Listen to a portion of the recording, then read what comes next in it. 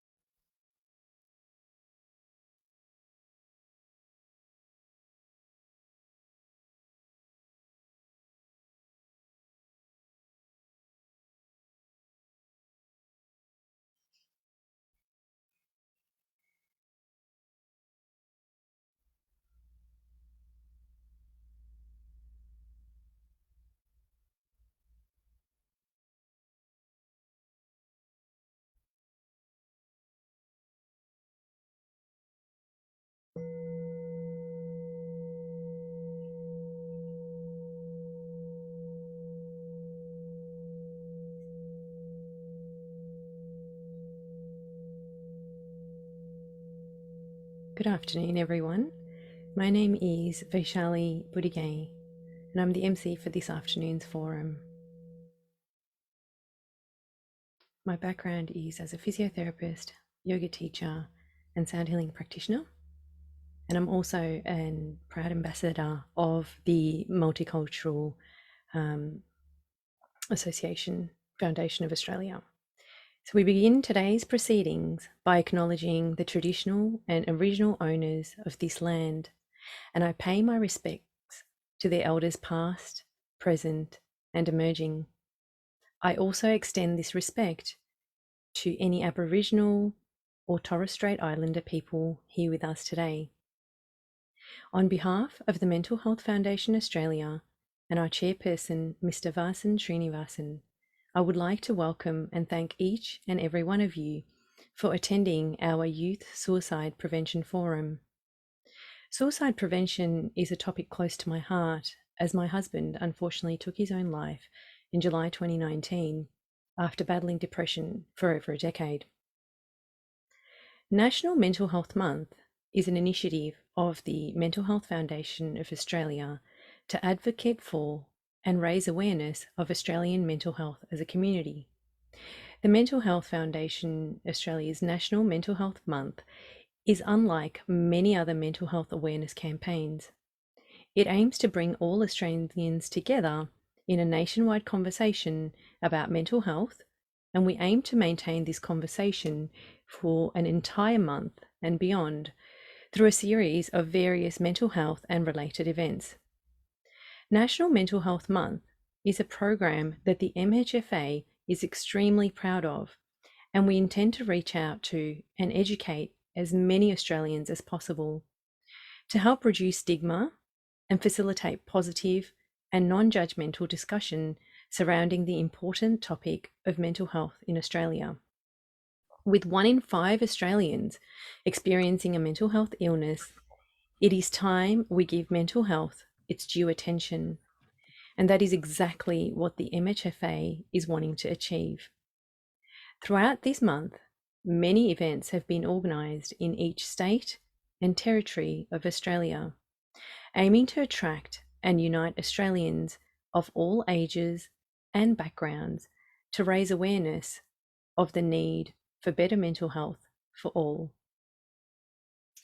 This year, the theme of National Mental Health Month is a post-pandemic recovery challenge and resilience. This year's theme will focus on raising awareness about mental health in various industries and communities. Every individual has faced, and many are still facing, unprecedented challenges due to the COVID-19 pandemic. With this theme in mind, we aim to extend our campaign even wider than previous years, with all events planned to embrace many different community groups and people of all ages walking on the road to recovery and fostering resilience. You can use hashtag resilience and recovery for this conversation and to carry on these conversations. So please join us in celebrating the Mental Health Foundation Australia by viewing a short video. Hi everyone, I'm Vasan Srinivasan, Chairperson of the Mental Health Foundation Australia. It's a privilege to lead this wonderful community-based mental health organisation in its 91st year of establishment. The Mhfa has grown strength to strength over the past few years, with Victorian Mental Health Month in 2018, the National Mental Health Month occurring in 2019, 2020 and this year in 2021. Last year, COVID-19 did not stop us from achieving our National Mental Health Month campaign. I'm proud to say we successfully shifted many events to a virtual platform, very much being able to pursue our objectives of raising awareness and advocating for better Australian mental health. Our primary aim is to reach out to and educate as many Australians as possible, to help reduce stigma and to encourage constructive and non-judgmental dialogue on Australia's critical mental health issue. The highlight of last year's campaign was reaching out to 100,000 Australians all across the country for our national walks for mental health, both virtually through our Mhfa app and physically in some states. What a grand success that was. In 2021, with pandemic still affecting many of us, we decided not to give up once again, curating a carefully chosen blend of virtual and physical events for Australians to participate in. This year, we have a new and improved Mhfa app, giving people the opportunity to participate in National Mental Health Month from the palms of their hands. This year, theme is mental health and post-pandemic recovery challenges and resilience. Mental Health Foundation Australia is proud to partner with Australian technology business DB Results and take up the well-being app Am I OK? to support our members, enabling individuals to regularly check in on a private and secure platform and ask the question, Am I OK? Am I OK also alerts the user when it's time to seek outside help. We thank DB Results for this opportunity to promote well-being and early intervention. This year, we have launched a special initiative, the Mental Health Appeal on the 10th of October, our World Mental Health Day. Through this, we aim to raise funds for the development of a course promoting life and safety in young people. At the Mhfa, we pride ourselves in making sure all our programs are for the community and powered by the community. We have a vast growing network of multicultural ambassadors, youth ambassadors and future leaders who further the community voice in promoting mental health and well-being. Our multicultural network has inspired our educational and multicultural webinars as an initiative to assist individuals cope with success during the pandemic. I would like to take this moment to thank our board directors and patrons, scientific advisory committee members, our wonderful staff, multicultural and youth ambassadors, future leaders, Mhfa members and major sponsors for their continuous support to our organization. As we continue to work to deepen understanding of the importance of mental well-being and educating the community, let's work in solidarity for the benefit of our mental health. Thank you, Australia.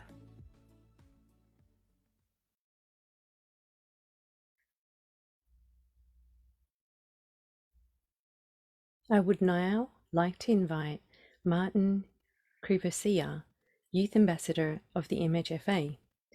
Martin works in online advertising and marketing. Previously, Martin worked as a lawyer in civil litigation and insurance law. His experience includes volunteering at a family education not-for-profit organisations, which allowed him to work and support people from all walks of life. During this time, he has developed a keen interest in the Mental Health Foundation of Australia and its initiatives. In his free time, Martin has various hobbies and endeavours, including camping and boating. Please join me in welcoming Martin. Thank you, Vaishali. Hello to everyone. On behalf of the Mental Health Foundation's Youth Ambassador Program, I'd like to extend the warmest welcome to all of you who have taken the time out of your day to attend this important event and all the events the Mental Health Foundation has been running across this month. Youth mental health is critically important to Australia's future, and it's events set up like this that pave the way to finding solutions to some of the toughest mental health conditions that Australia's youth faces. I urge you to be involved in as many initiatives as possible and spread the word. With increased awareness, resources, and support, we can make a significant impact on the effects of mental health and the way it affects the Australian youth in particular. I hope you find today's session insightful and inspiring. Thank you again and welcome. Thank you, Martin, for your support. It is my pleasure to invite Professor Glenn Melvin. Professor Glenn Melvin is an associate professor and clinical and counselling psychologist from the School of Psychology, Deakin University in Melbourne. Glenn completed his PhD in the treatment of adolescent depressive disorder and has since conducted research into novel treatments for youth depression. His research interests include anxiety, school refusal, depression, and suicide prevention. He is currently working on a program to support parents who have a child with anxiety or depression. Please join me in welcoming Professor Melvin. Thanks very much, Vishali, for the warm welcome and for the invitation here today. I appreciate being able to speak and really respect and applaud the work of Mental Health Foundation Australia. And thank you also for acknowledging the traditional owners of the land that we're all meeting today. I'm on Boonwurrung land of people of the Kulin Nation. Okay, let's get going.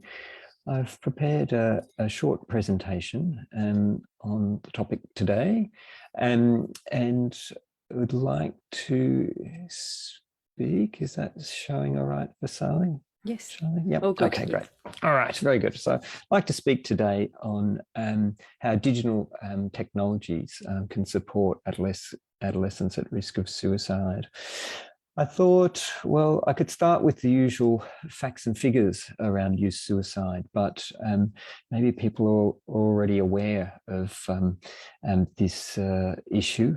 And even if youth suicide was a small problem in Australia, which it isn't, even a small number, even one suicide is too many. So I thought instead I'd focus on introducing this work with some perspectives from young people from a recent study that has examined understanding youth who were thinking about suicide, then went on to attempt suicide. So a number of young people were interviewed to try and understand this perspective. And the study really brought home the experiences of young people and very perhaps understandable points that were raised here in terms of feeling trapped, feelings of guilt, perhaps the ever-present mental illness and trauma experiences that seem to be connected with many teens who experience suicidal thoughts, not all, but many, feeling hopeless about the future, difficulties managing very strong emotions, feeling a lack of sense of purpose, which, adolescent years are very much a time to develop one's sense of purpose and what one's on about. And these teens related the experience of being a bit lost with that. Experiences of contagion, and we know all too well in Australia about the impact of contagion with suicide clusters in recent history in Melbourne and Geelong. Okay, so I thought that might sort of set the scene for this discussion of a very important sort of topic. And I wanted to, I guess, make a case for us sort of thinking about digital mental health. Digital mental health has been defined by Black Dog Institute. I like this sort of fairly straightforward definition of services that target mental health problems via online or mobile sort of technologies. We see many advantages of this in Australia. A very high proportion of young people are either connected to the internet or have a smartphone. Not all, but a very high sort of proportion. This makes online or digital technologies accessible, overcoming some of the issues with regards to distance to services and young people's access of face-to-face sort of services. So there's convenience to it, and services can be private for those who perhaps aren't yet up to speaking to a clinician or a wellbeing staff member at their school or a youth worker at the local service. So there's cost effectiveness elements to digital mental health as well, which are important given we don't have an infinite mental health budget. And we can see, and there's evidence that these approaches can be scalable, as we've seen with e-Headspace reaching youth around Australia. And I guess in our current times, there's been a lot of pressure on services, and digital mental health provides avenues for young people to receive services in a COVID-safe manner. Okay, so I thought I'd look at two topics for today, one of detection and the other of thinking about support.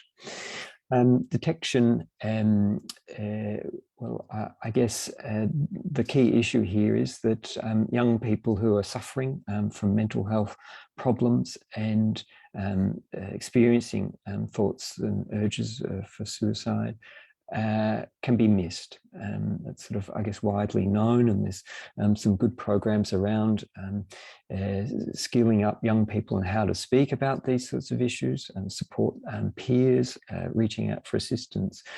I want to talk a little bit about some of the digital ways we might be able to enhance this. And I guess for a while now, we've known that there are ways in young people's online interactions where we can see opportunities to pick up from what they're typing into online forums and social media, ways to sort of pick up suicide from non-suicidal youth.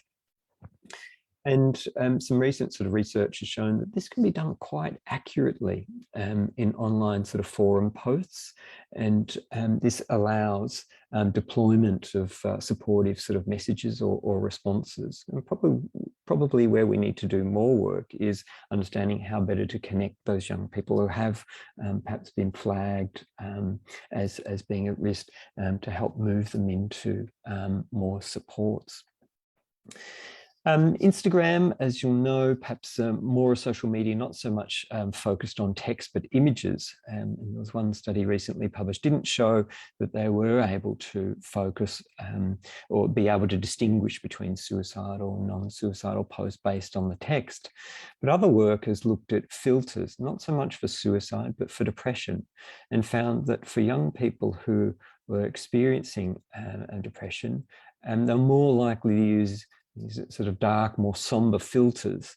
And so, and these filters were used, the Instagram users were more likely to be depressed than those who use brighter, more vibrant filters, such as this one here. So perhaps some potential there for the future. Another area that I've started some work on recently is using speech to detect suicide risk. Now, speech is an enormously complex behaviour, enormous variations in what we say and how we say it, our intonation, our tone, our stress, our rhythm in our voice. Some have described as many as 500 variables on which our speech changes on. And we know and have known, well, since Roman times, that the mind and the body are linked. And more contemporary times, 100 years ago, Emil Kraepelin, one of the very early sort of scientists in mental health, described how depressed people had particular characteristics of their speech. So in this work, recently, we're sort of starting to see that by recording people's speech and analysing it, we can start to classify people as being suicidal or not suicidal, both on what they say, but also how they say it there. So it's offering another avenue for potential detection. We're looking at starting some work in the emergency department to try and understand this. Perhaps for obvious reasons, research in emergency departments is a bit complicated at the moment, but we're looking forward to moving forward with this work in the new year, with a view to, well, are there some other more passive applications for monitoring speech, in that we might be able to direct vulnerable teens to supports. Last technology I'll mention is something called a conversational agent, and you might have sort of heard of these, and I imagine many of you will have interacted with one of these on a website where someone's trying to sell you something, a little box pops up and said, do you have any questions? You're probably, in many instances there, responding to a conversational agent, which is artificial intelligence, computer program, if you like, that's designed to respond in human-like ways to our comments. And there's some examples of these, and this one is a screenshot of Mhfa. This is a conversation I had with Mhfa under my pseudonym Henry, and earlier today, where we can converse in this sort of simulated conversation here. And Henry will respond and move through to getting a little bit curious about what's going on for me. And will it then go into offering some support or strategies. We can also, within some of these programs, connect with an actual person who can provide support as well. So we're seeing these emerge as something where there's been some investigation about detecting suicidal behaviour through these interactions. And another application that Mhfa worked on to look at supporting adolescents who are on a wait list for therapy. So while they're waiting, they had this agent to respond to. So there's a few ideas about how we might better detect teens who are experiencing suicidal thoughts and urges. In terms of support, I'd now like to talk a little bit about some work I've been doing for the last 6 or so years together with Beyond Blue. And that work has been toward the development and evaluation of an app called Beyond Now. And this is what's called a safety planning app. And it allows a user to record a list of strategies and supports and resources that might be used in the lead up to or during a suicidal crisis. So the app and this sort of idea of safety planning is designed to give the individual using the app a sense of control, that when suicidal thoughts do come, there are things that they can do. They know where to go to see those things, all contained within a single app. So it's designed to be something that's individualized and brief. Text and strategies that the person might be able to use. So to run you through the various sort of steps of safety planning, which is a clinically well-evaluated technique that came from a face-to-face working with a clinician or a helper and has been converted into an app. So the first couple of steps are what we call preparatory steps, about thinking about warning signs that things might be getting difficult for the individual, and then thinking about cleansing the environment, a strategy that has good evidence for its efficacy in reducing suicide. So those are the sort of setup sort of stages. And next stages look at, well, what can the individual do within themselves to help themselves sort of manage. One of those is bring to mind reasons to live. As we know, reasons to live can counter reasons for dying. Looking at also using coping strategies that the individual can manage themselves.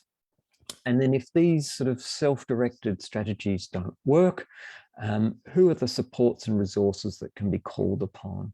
Firstly, who are the people who might be able to distract from suicidal thoughts, and then for teens, who are the adults who really might be able to help in that sort of moment of crisis where things are starting to feel out of hand. And who then are the supports? What's the local service number? Where's the GP number? Those can be popped in here within the app. Now, I don't have time to give you a full tour of the app today, but encourage you to download and take a look at it. We conducted an evaluation of young people who'd used Beyond Now using an online survey methodology.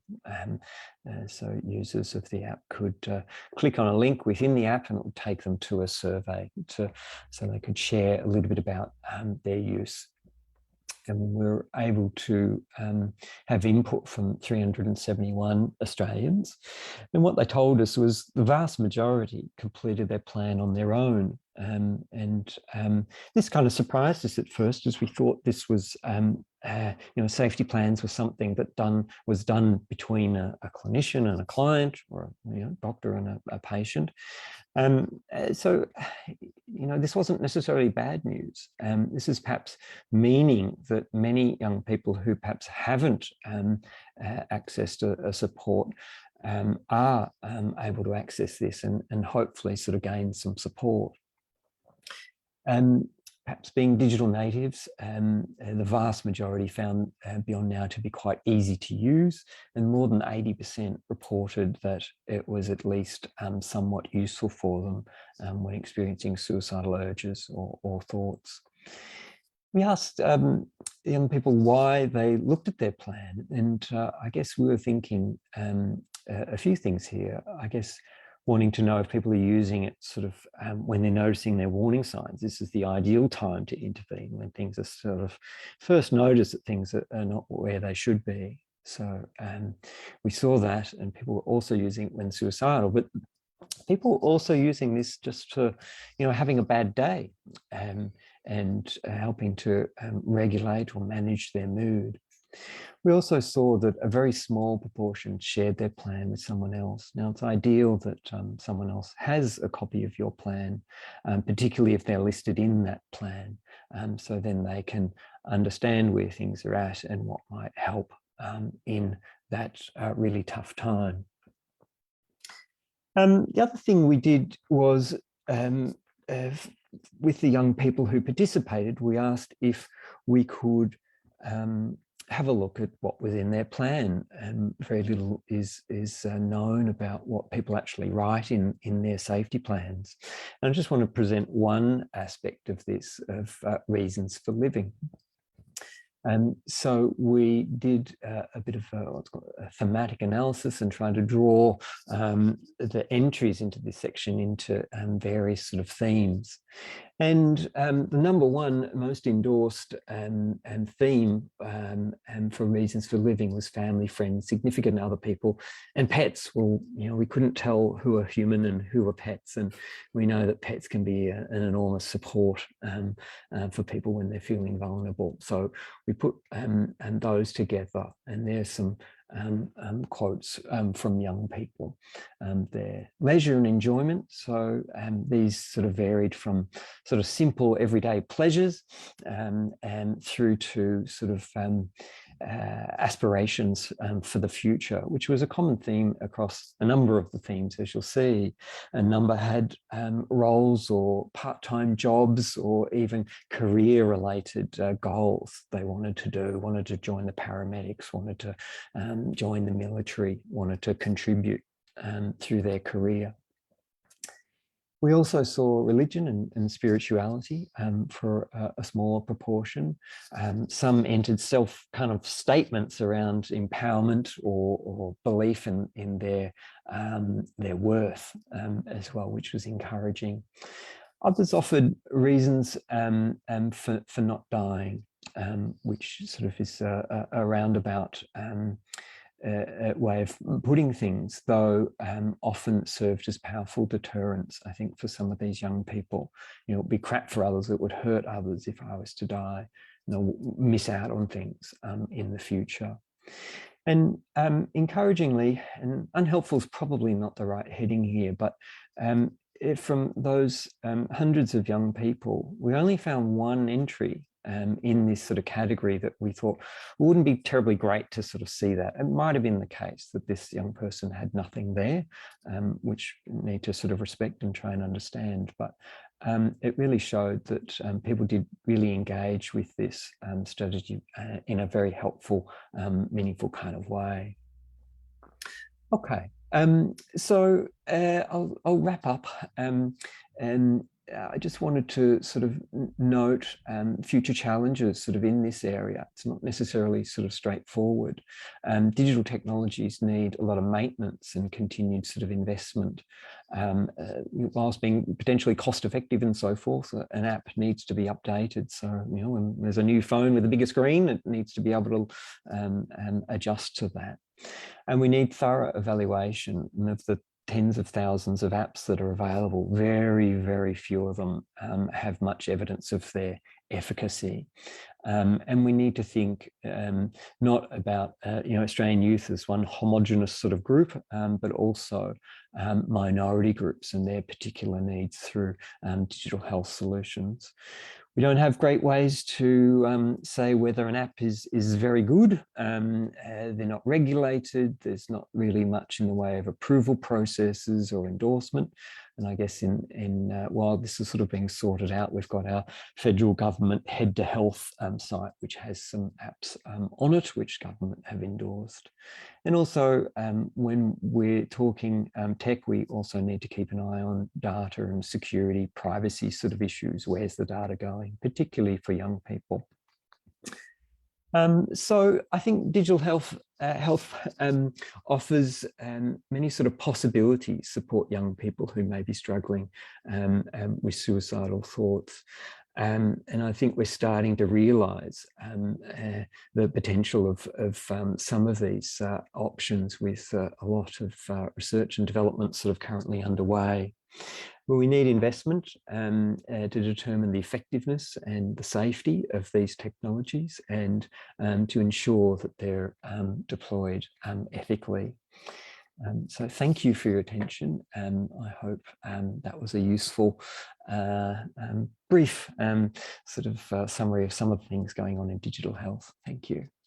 No, thank you, Professor Melvin, for being with us here today and for that super informative talk and for your support. We'll be posting a token of our appreciation out to you, so thank you. I would now like to invite TNA van der Merwe, Mhfa Youth Ambassador. TNA was born in South Africa and raised in Australia. She finds her place in a mixture of two worlds.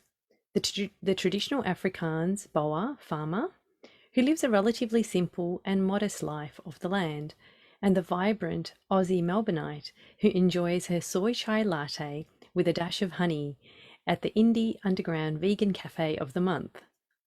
TNA is currently completing her final year of a Bachelor's in Environmental Science, majoring in Marine Biology at Deakin University.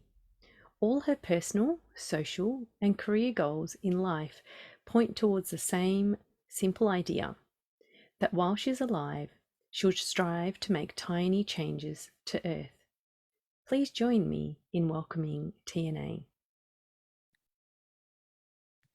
Thanks so much for that introduction, Vaishali. How exciting it is to hear that social media and AI is becoming a lot more prevalent in dealing with these types of issues. Given it gets all the bad rap that it does, there's good to see that there's some good research going into that field. Hello, everyone. It's great to virtually be here with you all today. As Vaishali said, my name's TNA and I've been part of the Mental Health Foundation Australia's Youth Ambassador program for the last couple of years. Before I do get started, I just also would like to acknowledge the traditional owners of the land on which we are meeting. And for me, that is the people of the Wathaurong Nation.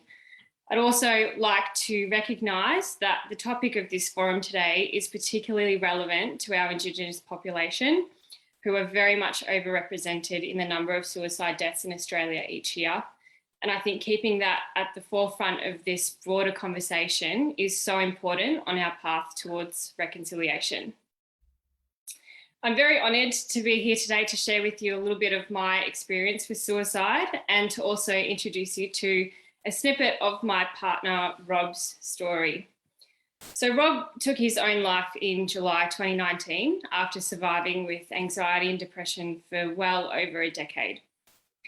Whenever I'm in this position to talk about Rob's death to someone for the first time, I always find it really difficult to stop myself in sharing his entire life story. And I think this is because I know that if I just tell people that Rob took his own life, I know that automatically a whole lot of presumptions would be made about him. And amongst some of the worst of these would be the judgment that he was selfish, weak, or took the easy way out. To me, these qualities just do not fit into Rob's story at all. Grief after losing a loved one is, for most people, I think, a lot easier to see on a person and to understand than a mental illness. And I think this is why it's so easy for us to think of suicide as a selfish act, because the consequences are so evident for the people left behind. But there is nothing selfish or weak about battling a cancer of the mind. In contrast, Rob's fight throughout his adolescent and adult life showed only immense courage, strength, and resilience. I firmly believe that in Rob's last few days, he was thinking mostly of his family and closest friends, of the people he believed that he was burdening with his pain. Rob knew how much he was loved, that's for sure, no doubt. But I also think he truly believed he would be offering those he loved most a sense of relief and peace by disappearing. I know in his mind at that time, he was acting out of love and compassion for us. And that to me is an act of complete selflessness.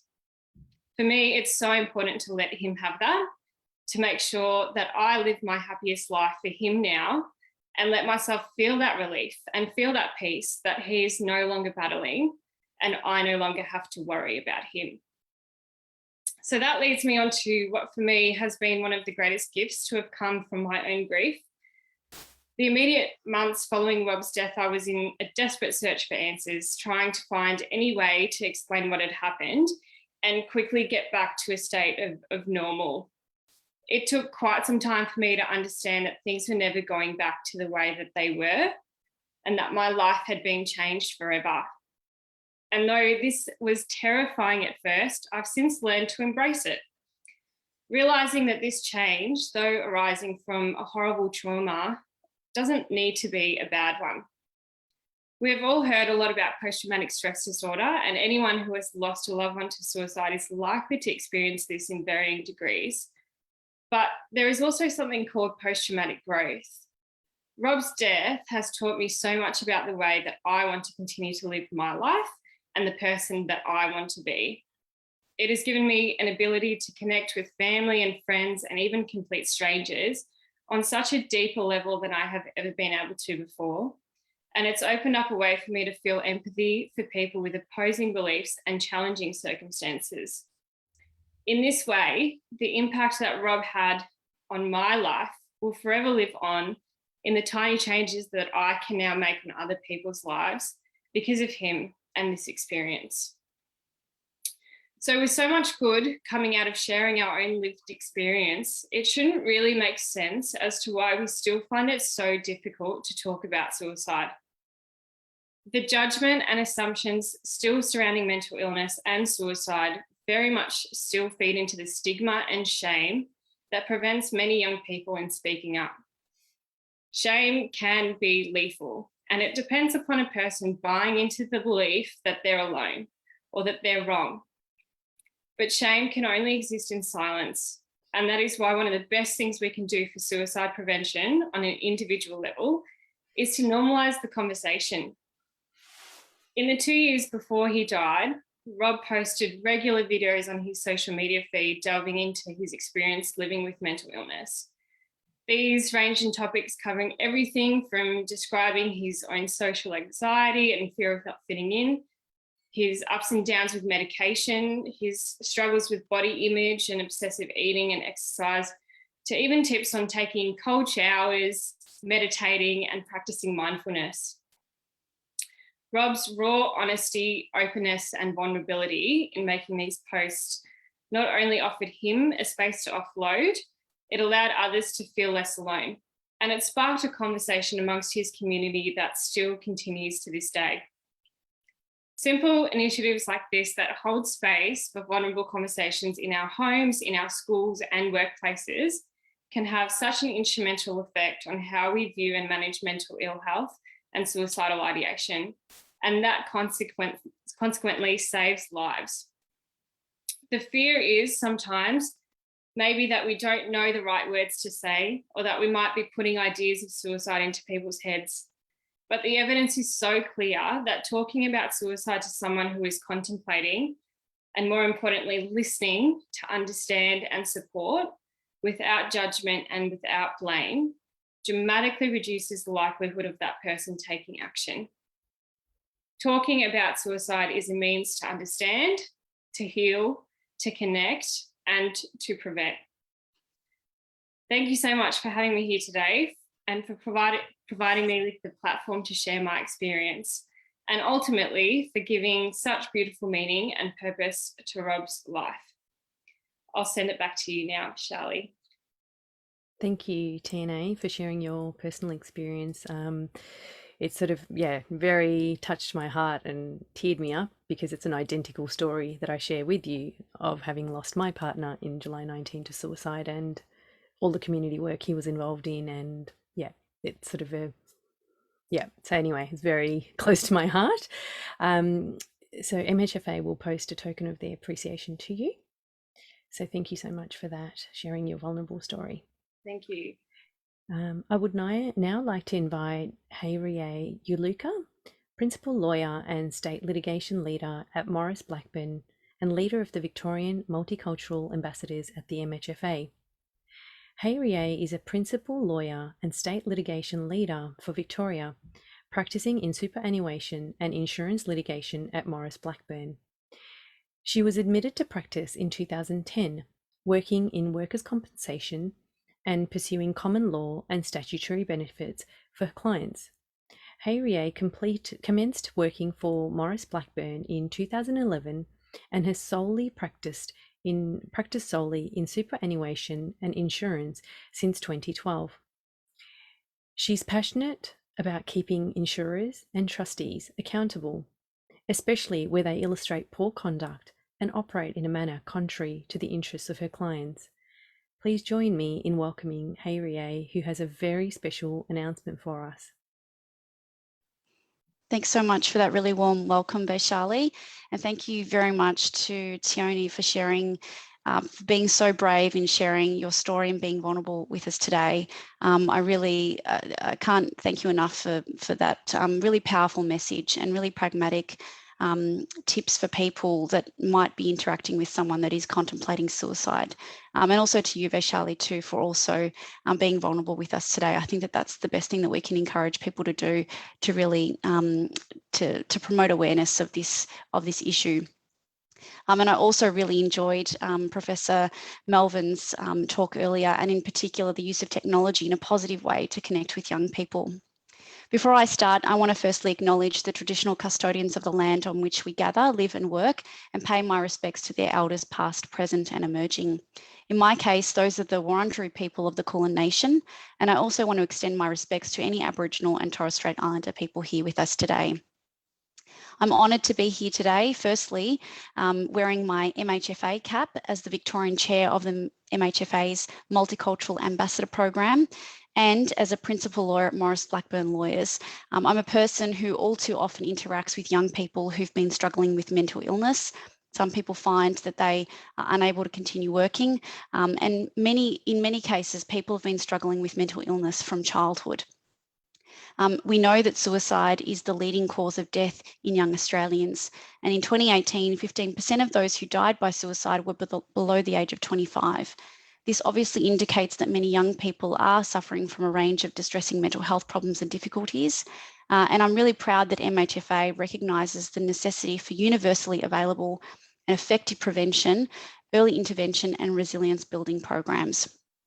The reminders that MHFA are setting about the foundations of good mental wellbeing from a young age, promoting self-awareness and self-compassion and non-judgmental conversations with people within our community are crucial, especially in today's landscape as we find ourselves navigating through a very unusual time, finding a new COVID normal, whatever that means. Now more than ever, I think it's important that we need to build and support our mental health and wellbeing. I'm really pleased to announce that Maurice Blackburn has partnered with the MHFA by donating $50,000 to MHFA's Youth Suicide Prevention Training Program. This program aims to provide training to people and organisations engaged with Australia's youth. The program aims to train 300 people in mental health first aid per year. This will include teachers, lecturers and childcare workers who regularly engage with and work with young people across Australia. I want to acknowledge also how this was possible. It was due to the incredible effort of our digital and technology team in the secure disposal of our old computer equipment, which led to two very positive outcomes. Firstly, the equipment was repurposed in some form, either in whole or for their parts, with none of it contributing to landfill. And then through the sale of this equipment, a pool of funds was created that provided this opportunity for Maurice Blackburn lawyers to contribute to meaningful causes, including MHFA in the donation of $50,000. This is a really important step for Maurice Blackburn to support the vision of MHFA for better mental health for all and strengthen the national footprint of MHFA in supporting mental health advocacy, awareness and education. I look forward to a strong partnership as we champion a national voice to promote mental wellbeing for all Australians. And in particular, in my role as the chair of the Multicultural Ambassador Program, working with various communities from culturally and linguistically diverse backgrounds to break down those barriers and remove those stigmas so that people can actually access treatment and support when they need. I encourage all of you listening to take inspiration from the speakers here today to support your own mental health, but also to reach out to someone who's made a difference in your life because you don't know who might need that support. We are all in this together, and I thank you very much for the opportunity to speak today and very much looking forward to the remainder of the program. Thank you so much, Hayrie, for being here with us and for Maurice Blackburn's incredible support and generous donations to continue this really, really, really important work in youth suicide prevention. So thank you. Now I would like to introduce Reverend Emily Fraser. Emily is an Anglican priest ordained in 2013. Since her ordination, she has worked in Anglican parishes in Camberwell and Brighton, often involved in the pastoral care and visiting programs of the parishes. As a school chaplain, Emily is a pastoral support to all students and staff. She leads their chapel worship in partnership with the Faith and Worship Prefect and Junior School Faith and Worship Captains, and leads occasional lunchtime services for staff and students. Please join me in welcoming Emily. Thank you, Vaishali, for that very warm welcome, and thank you for the opportunity to participate and contribute to this forum. I acknowledge the traditional owners on the land on which I stand today. They are the Wurundjeri and Bunurong peoples of the Kulin Nation, and those from the lands on which many of us are watching today. Sovereign lands never ceded. And I pay my respects to their elders, past, present, and emerging, and to any Aboriginal and Torres Strait Islanders with us today. Today, I would like to talk about faith. I am an Anglican school chaplain and an ordained priest, and I've worked as a chaplain in both primary and secondary schools for the past 6 years. When I speak about faith, I mean those systems of belief that have at their core a God, or even a pantheon, and teachings which are intended to guide, instruct, and inspire people throughout their lives. We live in an increasingly secular society, but faith remains an important and relevant issue to children and young people, especially when adolescents are at the vital stage of identity formation and development. They are actively exploring questions about their personal identity, asking and discovering who they are and the values they wish to adopt. And this includes the place that faith and religion has in that whole journey. Scholarly research by Siebold and Hill revealed that the influence of religion and spirituality on mental health and physical health is largely beneficial. UK-based research by King, Marston et al. Also reveals that people who have a religious framework on life are less vulnerable to mental disorder. While my context is Christian, and I'll be speaking from that experience, I acknowledge that there are many other faiths and belief systems which strengthen people and offer guidance in positive and life-affirming ways. No faith has a monopoly on goodness and kindness, and all faiths have at their core a call to human flourishing, and all are valuable in teaching lessons of human dignity and compassion. Neither do you need to have a faith in a deity in order to be considered a good or a moral person, or to live a full and happy life. Before I speak on the role that faith can have in the promotion of positive mental health, I would like to issue a small but important caveat. Having a faith or a religious affiliation does not protect us from negative experiences in life. Rather, it can provide a lens through which we may view and understand them, and help us navigate life with a greater and more effective spirit of resilience. Firstly, faith contributes to personal resilience. It provides a sense of strength and identity that comes from helping us explore who we are, what we value, and determines the ethical code by which we live. This allows us to navigate life's complexity a little more easily when it arrives. Faith also encourages a sense of belonging and individual value. Biblical parables demonstrate the preciousness of each person, illustrated by the shepherd from the Gospel according to Matthew, who leaves a large flock to find and bring back a single lost sheep. In terms of positive mental health, faith provides a consistent message that all are loved, known, and cared for by a broad network of friends, family, teachers, and staff, and through the assistance and expertise of other professionals. And that is an important reminder. Faith helps us foster a dynamic and positive personal community and interpersonal network. We can learn to appreciate the diversity among us, to see that our diversity is a blessing to be cherished and delighted in, and, using the words of the letter to the Thessalonians, the importance of building one another up so that all may flourish. Within school chaplaincy, this is expressed by the affirmation of individuality and the rejection of language that limits, denies, or seeks to constrain others in their self-expression. Perhaps the most valuable gift of any system of belief is the exploration of ethics and values, and the demonstration of guiding principles that can be used to make lifelong, positive, life-giving, and life-affirming choices. The use of scripture to teach lessons of empathy to others, like compassion, forgiveness of both oneself and others, generosity and philanthropy, are prime examples of such ethical guidance. Faith also teaches us to recognize our limitations. Faith teaches us that we are but human. We are going to make mistakes, both small and large, and need to apologize for them. It also teaches us how to respond when others make mistakes and we are affected. Faith teaches us to forgive ourselves and others and to do so generously. Life and its complex events are not always under our control, and haven't the last 2 years demonstrated that.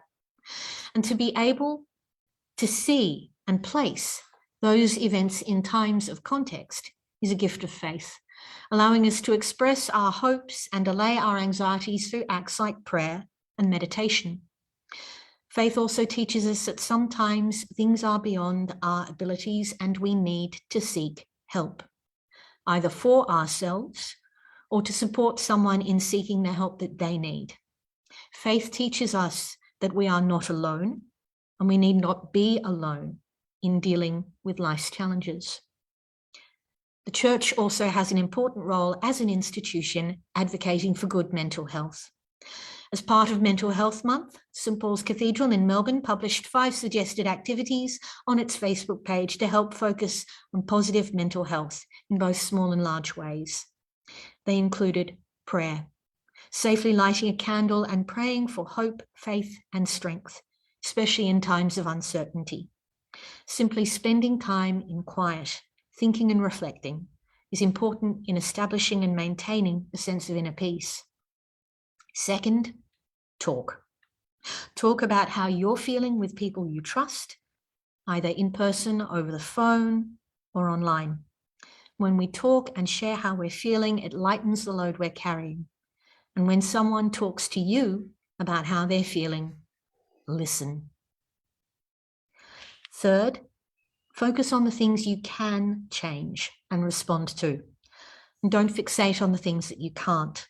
Recognize your limits and don't permit things outside them to frustrate you too much. Fourth, self-care, physically, emotionally, and spiritually. Plan positive and pleasant events throughout the week, even if it's something simple, like making a phone call, sharing a meme, reading a book, cooking a favorite healthy dish, playing a game, or going for a walk in the spring sunshine. I'd also like to add that limiting time on some social media platforms might be an important act of self-care to consider. 5, reach out.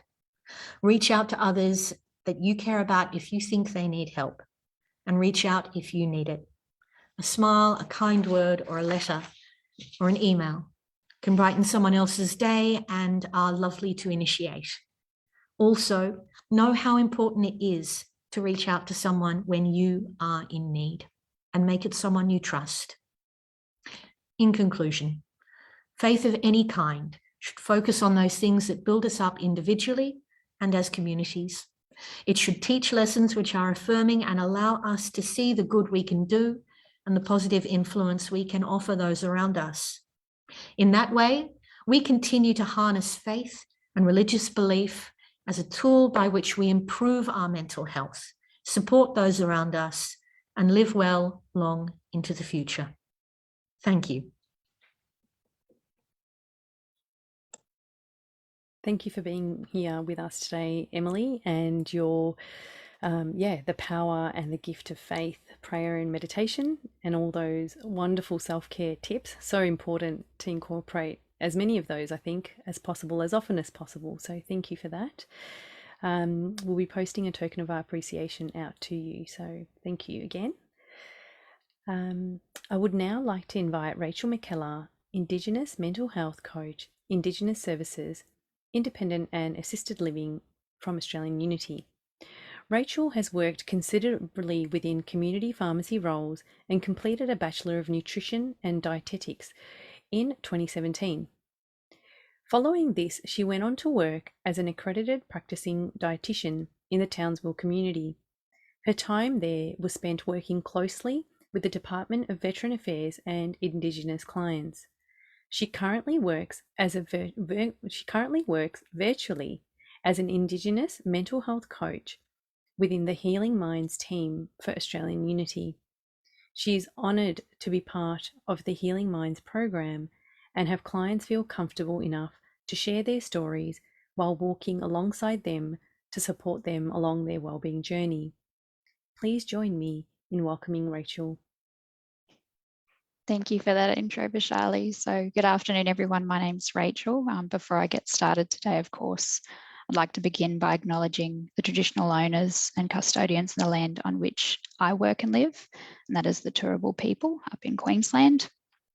I extend that respect to the many different Aboriginal lands and country on which all of us meet today, and I pay my respects to elders past, present and emerging, and extend that respect to any Aboriginal or Torres Strait Islander people who may be joining in today. I'd also firstly like to recognise the work of the Mental Health Foundation and their great work within the mental health space. This Mental Health Month gives us an opportunity to raise awareness about mental health, well-being, and the number of different supports available, and also acknowledge the amazing work being done in this space by so many people. So I'm here today to represent Remedy Healthcare, a subsidiary of Australian Unity. Remedy provides healthcare services Australia-wide. We aim to improve the health, well-being, and quality of life of every person that we care for. I'm fortunate enough to work as an Indigenous mental health coach for the Healing Minds program. My career change to the mental health space was brought around as a result of a youth suicide within the family. So I'm very grateful for the chance to represent Remedy at today's forum.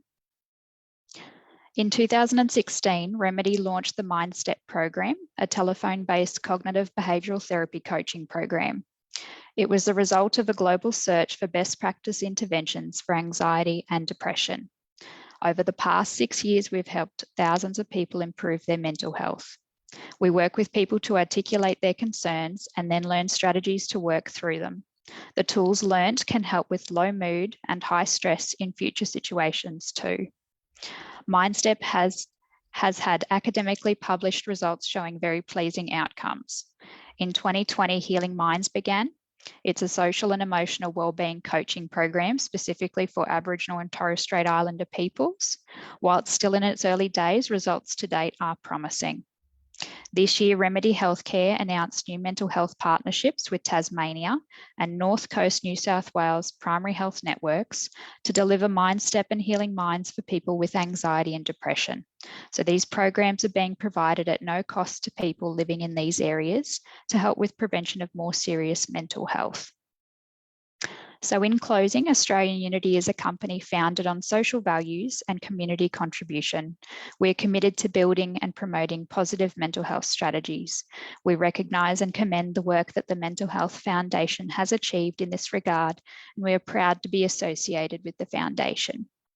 I will be available today if anyone does have any questions either about Remedy Healthcare, Australian Unity, MindStep or our Healing Minds programs, and I'll be happy to answer those. But for now, I hand back to you, Vaishali. Thank you.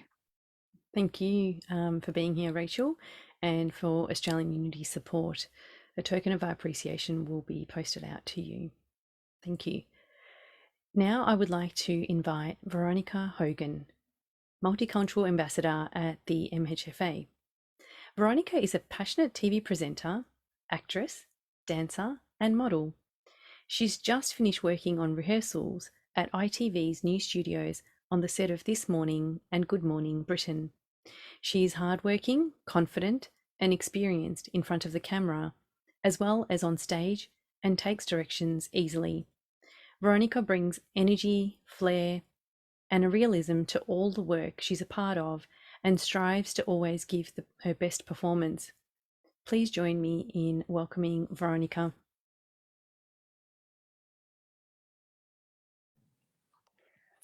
Hello, everyone. Once again, firstly, I would just like to say a huge thank you for this opportunity, and I give amazing thanks to everyone that works at the Multicultural Ambassador Programme and obviously the Mental Health Foundation of Australia. I feel very blessed to be able to speak today. First of all, I really want to touch on the topic of how much admiration I have for the youth of today and the battles that they have had to go through because of the pandemic. And I think that they've missed out on opportunities. It's been an incredibly difficult journey for them. And no one knows what's going through anyone's mind when they're battling anxiety and depression. And I know a lot of people say this, but I really want to repeat it, is the importance of just being kind to others, because you have no idea what they've gone through. When I was 14 years old, due to severe bullying and due to abusive relationships and the feeling that I thought I was a complete embarrassment to my family, And this was due to the stigma around mental health, that I tried to take my own life. And I have good days and bad days. And there have been other occasions where, unfortunately,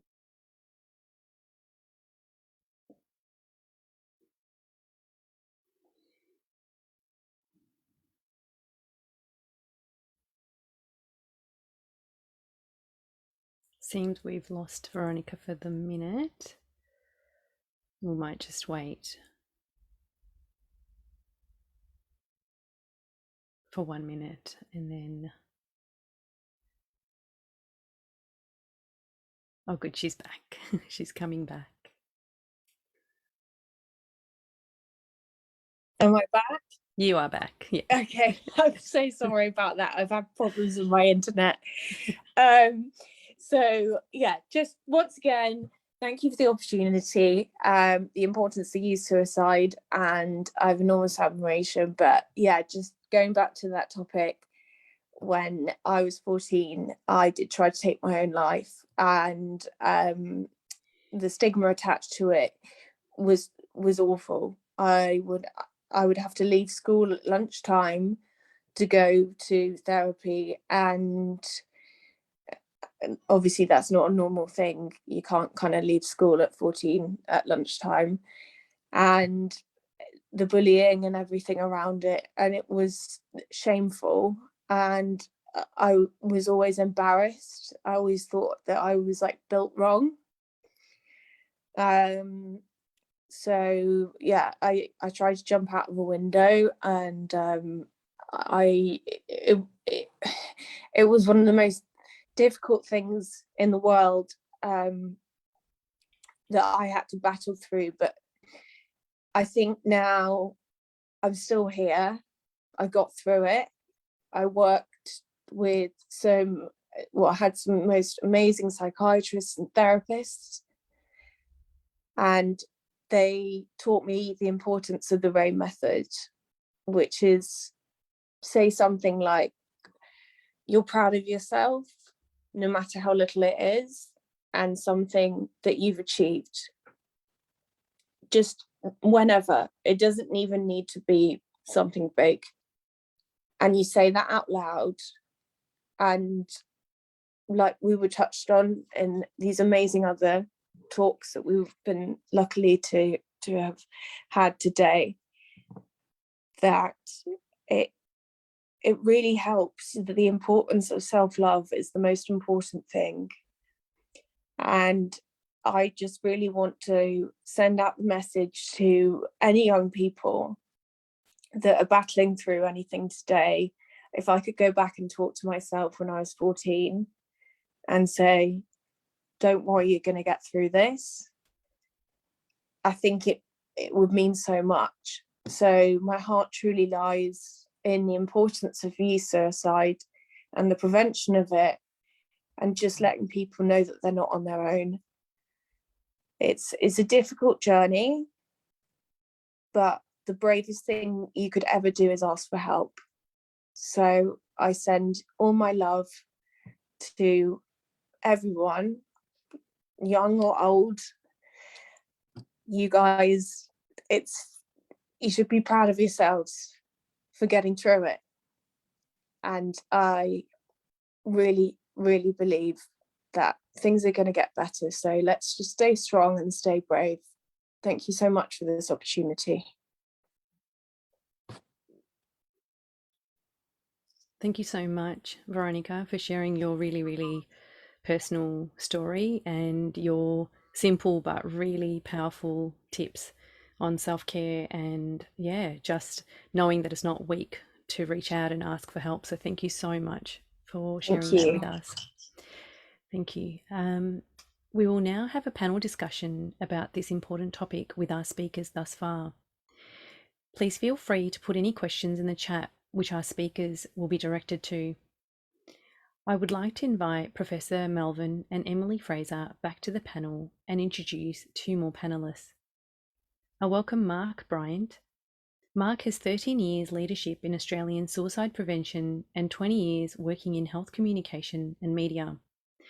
As Living Works Director of Suicide Prevention, Mark leads policy, business development, and training implementation in many settings, from education, school settings, workplace, health, community, veteran, and priority populations.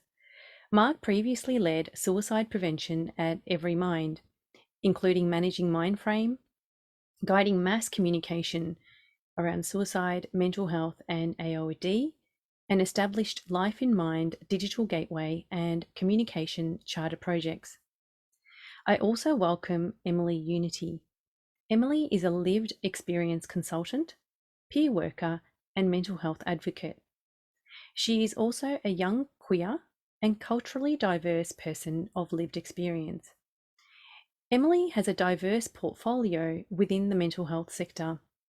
In all her roles, she has advocated for the importance of diverse lived experiences in a variety of contexts, including, but not limited to, media, policy, clinical operations, service development, system redesign, mental health promotion, and research.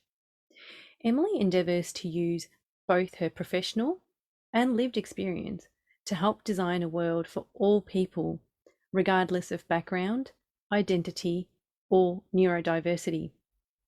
Emily is also our Mental Health Youth of the Year awardee for 2021. I will now hand it over to Emeritus Professor Bruce Tongue, patron of Mental Health Foundation Australia, to moderate today's discussion. The members for today's panel discussion are Professor Bruce Tongue, the moderator, Professor Glenn Melvin, Mark Bryant, Emily Unity, and Reverend Emily Fraser. Thank you. Well, thank you so much to all those that have contributed to today's meeting. I'm speaking to you actually from North Queensland, which is the land of the Jiru people, and I acknowledge their elders, past, present, and emerging, and any First Nation people who may be with us today, because as we know, they've experienced a huge amount of trauma over many generations, and that tells on their mental health, but also gives us a way forward, actually, in many ways about how to develop resilience and to do things right for a community which identifies itself very strongly. And that's a way to mental health. Now, we've got lots of questions. I don't think we're going to be able to get through them all today, but we'll do our best. And there will be some posted later on the website. But I'd like perhaps first to start in a segue from what Veronica was talking about just a few minutes ago, where she's been speaking about a lived experience and talking about being 14 and wanting to tell people something about herself, but perhaps not having the opportunity or not being heard. So I'd like maybe to start with Mark, and then we'll open it up to the rest of the panel to say, what can you say to a teenager who's talking about being distressed about life, about being sad, about maybe thinking they've not got a future? How can you converse with them in a way, as Veronica was asking us, that might make a difference then? Thanks, Bruce, and hi everyone. I just want to acknowledge on the lands of the Awabakal people in Newcastle and pay my respects to elders past, present, emerging, and also to acknowledge lived experience, and particularly those who've been talking. That was really moving. Listen to everyone's stories. Look, as you can see, I'm not a young person, so I'm going to be really mindful how I talk about how you talk to young people, but it really is important that when we're developing, I think, programs, resources, that we have a person-centered approach. And there's a new study, is a piece of research the National Mental Health Commission published only this year called the Compassion First framework, which makes sure that people with lived experience are center and we walk side by side or just a little bit behind. In terms of like for the area where I work in, and where I've worked predominantly in mass communications, overseeing the Mindframe program in Australia and influencing the world programs. I work here, and the work now are working more in the one-to-one space. We live and works on doing interventions for someone in a suicidal crisis. That the work still has to be co-designed and developed, and so it's really important, particularly I think for us on our youth program with teachers, parents and young people, that's been led by the MAP study at Origin. It's been very much kind of co-designed and listened to those interpretations of how you would do an engagement. The important thing is, we know from the broader research is that young people want you to reach in as opposed to waiting for people to reach out. So it's really important we give people a safe place to encourage people that, you know, because of the things around shame and stigma, that they feel confident and safe, that you are reaching in and you're going to listen. And similar to what Glenn was saying on the safety planning, the model, the PALS model that we used in for the last 15 to 20 years, we've used it at Live and Work, the PAL model, which is very much a safety planning. And previous before that, we used the risk assessment model, which is kind of a bit outdated now on just saying everything's a risk, because it's hard to predict risk. But moving more to walking side by side. And I really love the words from the Beyond Blue app, looking at how you're looking for invitations from the person. So for the young person, giving you the invitations, listening, they will have the reasons for living, not you, and not jumping straight to trying to save someone. Actually, the person with the lived experience who's going through the motion actually has more of the answers. So as a helper, the real hero is the person with lived experience. They all actually know how their reasons for living, those kind of things. So I'll probably stop there because it's a complex answer. Thanks, Mark. Well, this is so much so for today. We've got so much to share and so much to tell. Thank you very much. That might segue still on the same topic, but a related question that came, I think, probably from a teacher, rather than a mental health professional. And it's about the same question. How can I, as a teacher, speak with a teenager who's telling you that they were feeling very sad? So maybe, Emily Fraser, you might speak about your experience in schools, about how does one approach a young person who starts to share what Veronica had to share when she was 14? Certainly, and it centres around trust. Teenagers will open to those they feel are trusted and feel safe around. And if you can create that environment of trust, it facilitates conversation. And I think one of the things that teachers struggle with, because they care so much about their students, is wanting their students just to naturally open up to them. And so you need to work on building those bridges and listen. Just listen. Yeah, that's good advice. Thanks, Emily. And I think Mark mentioned, but a number of you have mentioned this issue in various ways of stigma. And maybe if I could turn to you, Emily, and Emily Unity, and raise how can we overcome stigma that young people might have in not trusting talking about their story, not trusting to share things, and from your own experience, what do we need to do to make this not a danger zone for talk? Thanks so much. I very much vibe with what Mark said about things being so risk averse. I think that's currently one of the biggest issues with stopping us from coming forward, is that we're really scared about being involuntarily restrained or done something against our will or being judged.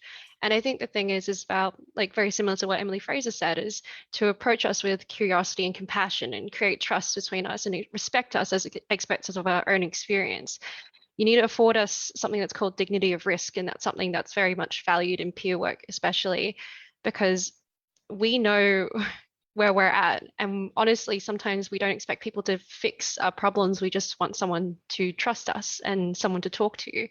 And I think by coming at us with non-judgmental approaches, that could be something that is incredibly healing and empowering in terms of recovery, and encourages us to actually speak openly and speak truthfully about how we're feeling.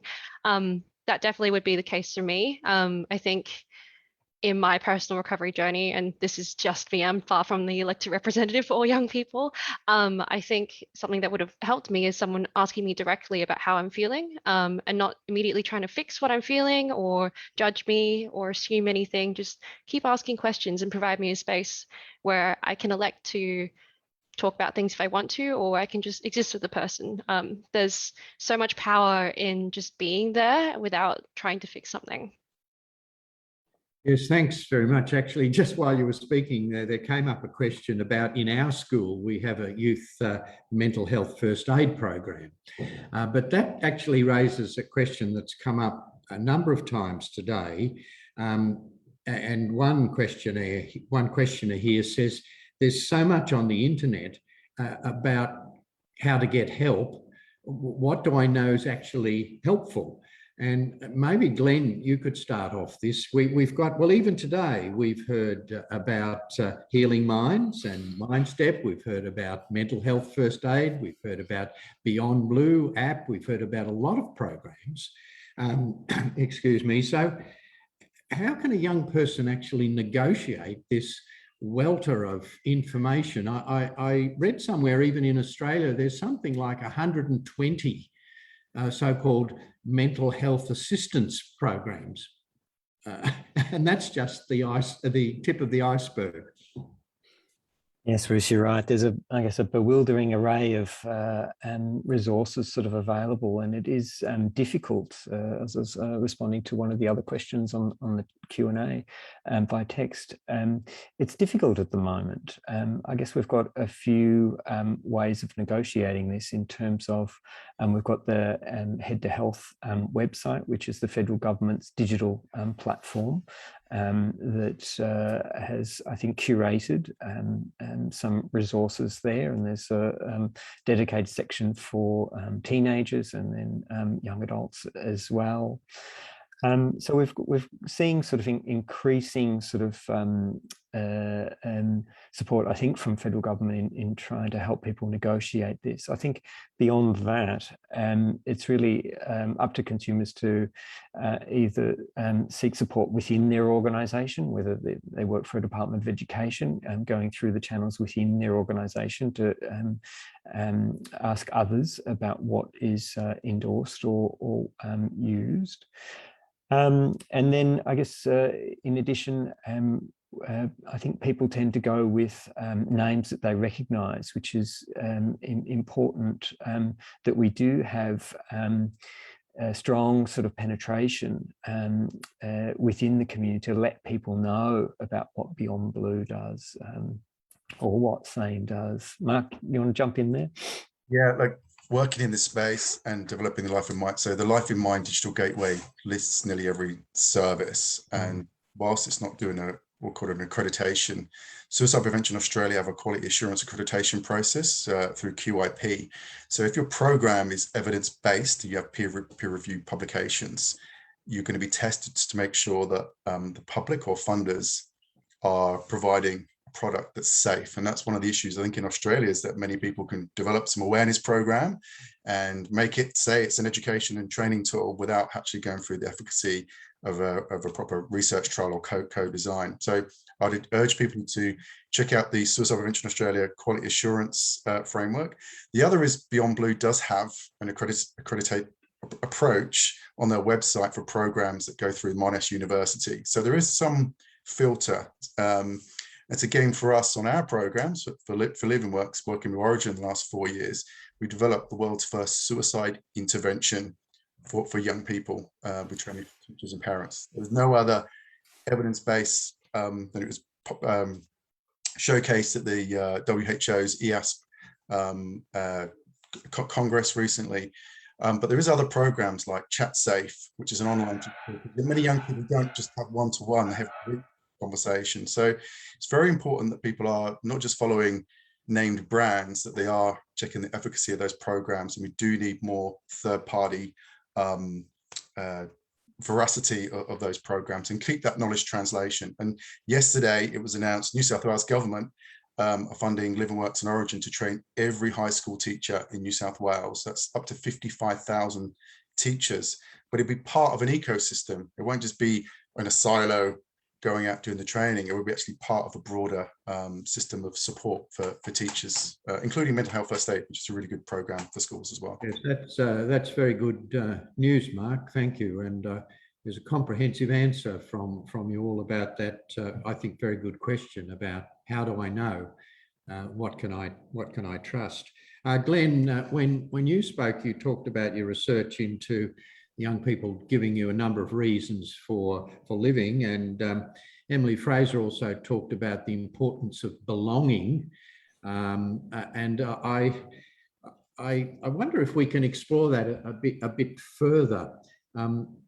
What do you actually mean by, or what do young people mean by feeling an experience of belonging, Emily Fraser? And I'll move on after you've given some response to that to Emily Unity, because of course she can speak from the importance of the area of diversity as well. How can you belong when you're also in a diverse community? Emily Fraser. Certainly, I think in terms of belonging, we are social creatures. We want to be part of a community in which we are known and valued. And yes, sometimes that lends itself to being a fairly homogenous group that believes similar things and is brought together by a sense of unification through similarity. But what we see in school communities is this wonderful opportunity for quite different groups to come together, to learn, to go through some experiences that do bring them together into a community united by experience. And that's what's truly precious and valuable in terms of forming that sense of belonging that allows people to know that they are known and loved. I'll now hand over to Emily Unity. Thank you, other Emily. No, I definitely agree with everything that you said. I think the biggest thing that a lot of young people have in common is that we often feel very isolated and alone in how we're feeling. And that's one of the hardest things about recovery, is that it doesn't seem possible because no one else seems to be experiencing the same things as you are. And I'm very privileged now to have the mental health literacy and the education and the ability to be here today to even talk about my story. So many people are not like me, and I was not like me a number of years ago. So I think for me, definitely the biggest healing factor in my recovery was finding other people that were similar to me and had shared lived experience, and they really understood what I was feeling because they had lived through it. And I think for me, like, that was incredibly healing because it didn't expect me to fit into a set category of like mental health pathways or anything. It felt like there were more options for me available, and particularly growing up in a quite white community as well, and a quite straight community as well, being queer and culturally diverse, it was really hard to connect with anyone as well. So honestly, online forums and online communities were a fantastic place of healing for me. And I really met people that had that shared lived experience and could really understand that mental health does not look the same for everyone, and how my different identities definitely played into my presentations. Thank you very much, Emily. Well, we've actually come to the end of our time. There are still some more questions which we won't be able to deal with. There's a couple of questions about security concerns around apps and things like that. Glenn, you raised that, and I'm sure that evidence-based programs are very aware of that and have methods for dealing with it. There's a question about how do we recommend to a young person using an app. There are some questions about, isn't it better, this is a good one, isn't it better to actually talk to a person rather than a digital machine? In spite of what you've said, Glenn, about. So there's some of the issues. We might have to leave though. Glenn, you seem itching. Yeah, look, I agree. I guess we've got to issues around that there aren't enough people to do the talking at the moment. So many young people are being missed. So I think the digital technologies are one part of the solution, and should ideally encourage connection, as Beyond Now app sort of does. So yes, I do agree with that, even though I think there's space. Thanks. Thanks, Glenn. Well, look, thanks to you all, to Glenn, to Mark, to Emily, and to Emily. It's been a great conversation, and it just shows how important this topic is. In fact, during the whole month, we found with all of our webinars that there's been such interest. We've talked to truck drivers, we've talked to people working in health, and lots of other groups. Have a look at our website at the rest of the program for the rest of the month. You might find something of interest there for you. I'd like to thank the team behind today, both our paid staff, Mental Health Foundation, and also many volunteers, both in the Multicultural Ambassador Group and also in the Youth Advisory Group that are contributing to today. I pass back now to Ashley to conclude, and thank you all for your attendance.